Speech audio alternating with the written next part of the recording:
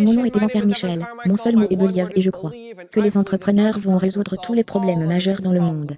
Donc le message d'aujourd'hui est de travailler sur soi-même. À vous Oprah Winfrey.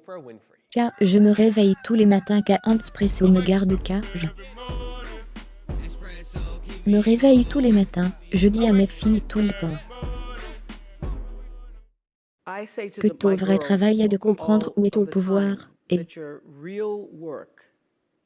de travailler sur l'alignement de ta personnalité, vos cadeaux que vous devez donner avec la vraie raison pour laquelle vous êtes ici. Ça, c'est la chose numéro 1 vous devez faire et de travailler sur vous-même et de vous remplir et de garder votre tasse pleine. Gardez-vous plein. Maintenant, j'avais peur de cela, j'avais peur surtout des gens qui disaient « Oh, elle est si pleine d'elle-même, elle est si pleine d'elle-même, et maintenant je l'embrasse, je la considère. Un compliment que je suis plein de moi-même parce que toi seulement. Quand tu es plein, je suis plein, je déborde, ma tasse déborde. J'ai tellement à offrir et tellement à donner. Et je n'ai pas peur de m'honorer. Tu sais, c'est miraculeux quand tu y penses. J'aime vraiment comment Oprah Winfrey a transformé ce qui était censé être négatif, mais être plein de soi et elle transforme cela en positif. Et je pense que c'est une compétence tellement nécessaire en tant qu'entrepreneur de prendre des choses négatives et de trouver la positivité, trouver l'optimisme, trouver les solutions. Car c'est ainsi que nous nous démarquons et réussissons. Je suis vraiment d'accord avec le fait de développer et de travailler sur vous-même, et cela fonctionne très dur. Il est facile de dire que je vais travailler sur moi-même, il est facile de dire que je vais travailler pour améliorer cette nouvelle compétence, ou apprendre cette nouvelle langue, ou construire cette nouvelle entreprise, ou quoi que ce soit que vous voulez faire et sortir, c'est facile à dire. Mais c'est difficile à exécuter, c'est difficile à exécuter. Parce que les chances sont vous êtes le seul dans votre environnement qui se soucie réellement de cela, comme dire que vous voulez être un YouTuber. Vous regardez ces YouTube et dites, je veux être un YouTuber. Je veux construire une entreprise sur YouTube, je veux avoir un impact, j'ai un message qui doit sortir, je veux que ma chaîne. YouTube commence guillemets. Les chances sont vous êtes la seule personne que vous savez qui veut faire YouTube, et il peut donc être difficile de rester motivé. Parce que les gens autour de vous, certains d'entre eux peuvent être négatifs. Certains d'entre eux peuvent dire guillemets, eh bien, vous ne pouvez pas faire cela. Vous n'êtes jamais allé à l'école pour ça, ce qui vous fait. Pensez que vous pouvez créer une chaîne YouTube, vous plaisantez. Savez-vous qui vous êtes? C'est génial, certaines personnes peuvent être négatives, d'autres peuvent ne pas s'en soucier, et certaines peuvent être encourageantes. Mais peu importe à quel point elles sont encourageantes, vous êtes ceux qui se soucient le plus de ce rêve, et quand vous n'avez pas les gens autour de vous qui font aussi la même chose, surtout à un niveau plus élevé que vous, il peut être très difficile de continuer et de rester motivé, et ce qui se passe alors c'est que vous avez un jour quand vous êtes motivé, vous travaillez dur. Vous créez votre chaîne, vous voulez faire une nouvelle vidéo. Et ensuite vous vous réveillez le jour suivant, comme cet élan a disparu. Vous dites qui suis-je pour faire une vidéo, je ne suis pas très bon.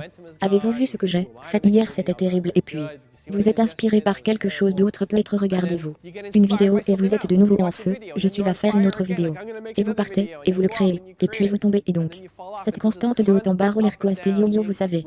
De haut en bas, jamais je trouve une certaine cohérence, et donc la clé pour moi quand il y a quelque chose que vous voulez vraiment travailler que personne d'autre dans votre environnement ne se soucie de vous, c'est de le mettre dans votre calendrier et de le programmer. Si votre objectif est d'avoir du succès sur YouTube par exemple, ou d'insérer quel que soit votre objectif, alors planifiez-le. Prenez le temps pour chaque jour que vous passez du temps à développer vos compétences, apprendre la langue de cette industrie, pour s'améliorer, perfectionner votre métier, parce que les jours où vous êtes en feu et motivé, vous n'aurez pas besoin de planifier.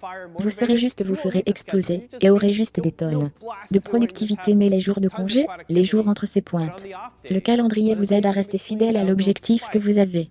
Le calendrier vous aide à rester sur le chemin même lorsque vous n'avez pas une motivation plus forte pour faire le travail. Et donc je regarderai quels sont vos grands objectifs. Qu'est-ce que vous voulez accomplir? Comment voulez-vous travailler sur vous-même?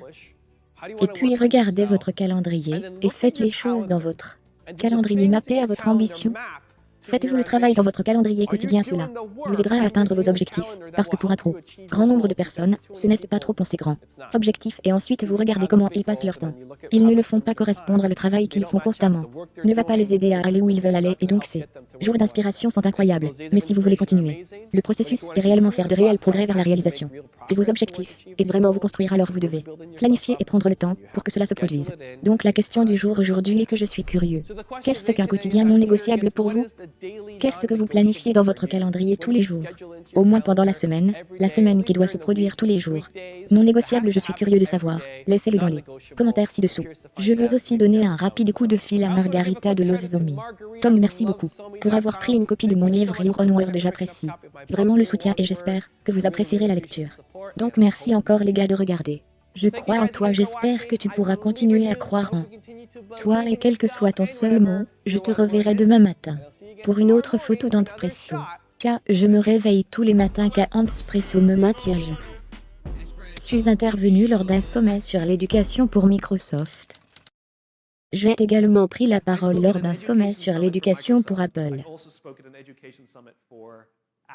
Au sommet de l'éducation pour Microsoft, je dirais que 70% des cadres ont dépensé environ 70% de leur présentation à parler de la façon de battre Apple.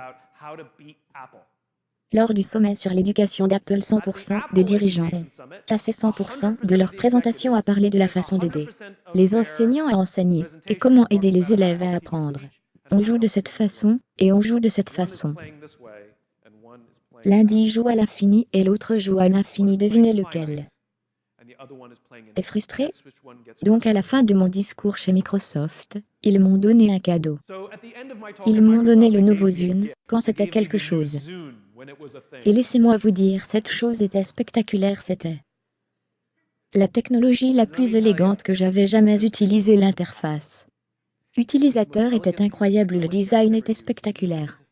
Je l'aimais absolument, il était facile à utiliser et il était lumineux et magnifique, et ça ne fonctionnait pas sur iTunes. Ce qui est un problème différent, donc je ne pouvais pas, je l'utilise. Mais c'était incroyable, et élégant, mon Dieu, c'était élégant. Donc je suis assis à l'arrière d'un taxi, avec un cadre supérieur d'Apple. Sorte d'employé type 12, et vous savez, j'aime faire des pots de fleurs. Alors je me suis tourné vers lui, et je lui ai dit, vous savez, Microsoft m'a donné leur nouveau Zune, et il est tellement mieux que votre iPod touche guillemets. Et il s'est tourné vers moi et il a dit, je n'ai aucun doute guillemets. Conversation terminée parce que le joueur infini comprend. Parfois vous êtes en avance, et parfois vous êtes en retard, parfois votre produit est meilleur, et parfois c'est pire. Le but n'est pas d'être le meilleur tous les jours, le but n'est pas de surpasser vos concurrents tous les jours, c'est une construction finie. Si j'avais dit à Microsoft, j'ai le nouvel iPod touche et c'est tellement mieux que votre Zune aurait, il dit, pouvons-nous le voir? Réagir, réagir, réagir.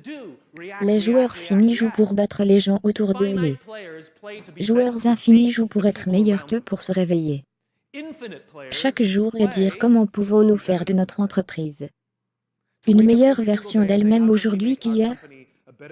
Comment pouvons-nous créer un produit cette semaine, c'est mieux que le produit que nous avons créé la semaine dernière? Guillemets, nous devons aussi jouer au jeu infini, il ne s'agit pas d'être classé numéro 1. Il ne s'agit pas d'avoir plus d'adeptes sur Twitter que de vos amis. Il ne s'agit pas de surpasser qui que ce soit, mais de se surpasser. Il ne s'agit pas de vendre plus de livres, ou d'obtenir plus de vues que quelqu'un d'autre. Il s'agit de s'assurer que le travail que vous produisez est meilleur que le travail que vous avez produit auparavant. Vous êtes votre compétition et c'est ce qui vous assure de rester dans le jeu le plus longtemps et c'est ce qui vous assure de trouver la joie. Car la joie ne vient pas de la comparaison mais de l'avantage. Le concept de l'amélioration de la vie passe par le centre de tout ce que je fais et je réalise que la façon d'améliorer les vies est de s'améliorer continuellement et ainsi de suite chaque matin quand je sors du lit. Je sais, je n'ai pas encore tout réglé dans le monde.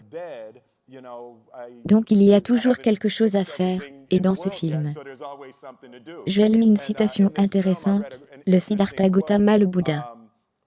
Il a dit, les bonnes personnes doivent sortir du lit tous les jour et essayer de vider l'océan avec une louche droite. Et je pensais que c'était, vous savez, je savais que c'était profond et j'ai fait une pause pendant une seconde, et j'ai dit guillemets, d'accord. Qu'est-ce qu'une louche? Guillemets. Bien. Bon alors tu sais, j'ai juste touché mon nippa, c'était de la louche. Ou ça c'était comme une grosse cuillère d'accord. Comme on dit à fille, c'était comme une cuillère à soupe. Ouais, j'étais comme une cuillère à soupe, j'étais genre, pourquoi? Une cuillère à soupe? Donc essayez de vider l'océan avec une cuillère à soupe, vous savez. Comme la mentalité de la façon dont vous vous réveillez tous. Les jours pour essayer de faire le bien dans le monde et donc pour moi oui. Je suis vraiment motivée par le fait d'essayer constamment d'élever mon esprit et d'élever mon esprit et de prendre soin de mon corps et de pouvoir aimer le plus efficacement possible le mystère de la vie que j'ai reçue. Et les pires personnes que vous connaissez sont les gens qui n'ont pas un bon juge, que tout ce qu'ils font est génial. Ouais. Ces mères ne grandissent jamais de toute façon et c'est un énorme problème avec la comédie quand on croit des gens qui ont de terribles comédies, mais on pense qu'ils ont fait du bien. Comme on le ferait toujours Griffith Simon et moi parlons. Toujours de salémique et ouvert comme il y a des gens qui entendent des rires fantômes, ils pensent qu'ils vont bien et ils ont cette auto-opinion délirante où tout ce qu'ils font est génial et ils ne savent pas pourquoi ils ne réussissent pas déjà. Et je ne sais pas pourquoi ils ne sont pas célèbres et ces gens. Je veux dire d'une manière bizarre et narcissique. On pourrait voir ça de cette façon, que ces gens sont là pour t'apprendre. C'est la conséquence de ne pas ressentir ce sentiment terrible. Quand vous échouez, je parlais à Burr, il y a quelques semaines, il a fait un set à The Comedy Store et Jean, et vu une partie il était en train de tuer et puis je l'ai croisé dans le couloir, et je lui ai dit super. N'est-ce pas? Et il dit ouais à la fin cependant j'ai essayé d'y rester trop longtemps et le dernier morceau a été bombardé, comme il était juste. Il était pourri le dernier morceau, comme il va j'y suis resté. Trop longtemps j'aurais dû partir avant, ouais. Tu sais quand j'étais là-bas, il était en train de tuer, ouais. Tu sais, mais ce n'était pas dans son esprit, le succès n'était pas dans son esprit. Ce qui était d'accord quoi, que ce soit arrivé à la fin. Le fait pas encore, vous savez, c'est vrai. Mais ça c'est pourquoi il est Bill Burr, c'est pourquoi il est vraiment bon.